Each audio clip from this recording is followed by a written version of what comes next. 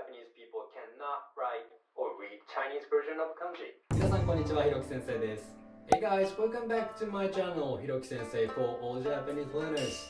Today, as the very first step in learning Japanese, I will show you the differences between hiragana, katakana, and kanji, and where you should start. Japanese is famous for its large number of characters compared to another language, but you can learn them smoothly if you understand the different types and the meaning of each one before you start studying. So then let's get started. To begin with, in the olden days, Japan had only kanji characters. Therefore, the Japanese language was initially written entirely in Chinese kanji characters. Naturally, however, this was terribly difficult, so eventually each sound was expressed by borrowing the reading from kanji characters. But this also had its problems. The number of strokes is so large that it's difficult to write. This gave rise to the idea to simplify the character forms. That is how we came up with hiragana and katakana. The Japanese language has 46 hiragana characters and another 46 katakana characters as well. And there are roughly 2,000 kanji characters for regular use. I know, although 20,000 sounds like a tremendous number, but don't worry about it, because not even we Japanese can read and write all of the kanji. So let's take a look at the different uses of each. First of all, there is a clear distinction between the use of these three characters. Hiragana has the function of representing the okurigana or hiragana of kanji characters, or filling the kanji characters with them, and also its use as a conjunction.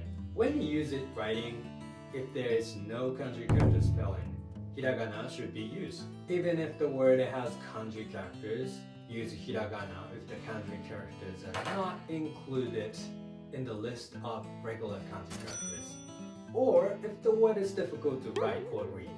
When you're using hiragana for the purpose of indicating sounds, used as kunyomi, kanji, and furigana.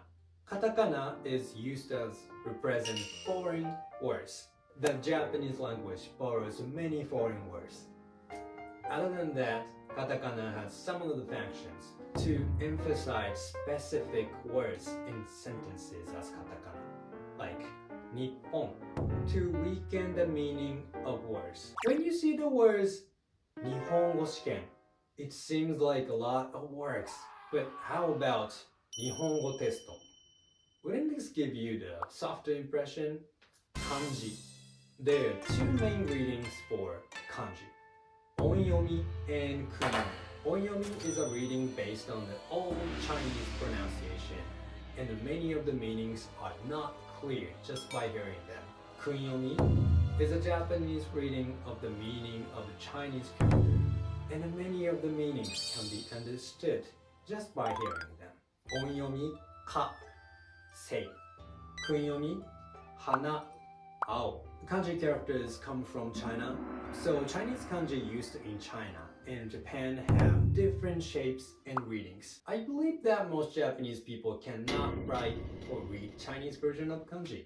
Of course, you can write sentences using only hiragana, but that would make them too long, so you can use kanji to shorten the sentences. Okay, here's one example sentence. I eat hamburger. 私はハンバーガーを食べます。When you try to study Japanese, you may be afraid of kanji, but don't be pleased. You can learn Japanese even if you cannot write or read them. In fact, not many of my students understand kanji.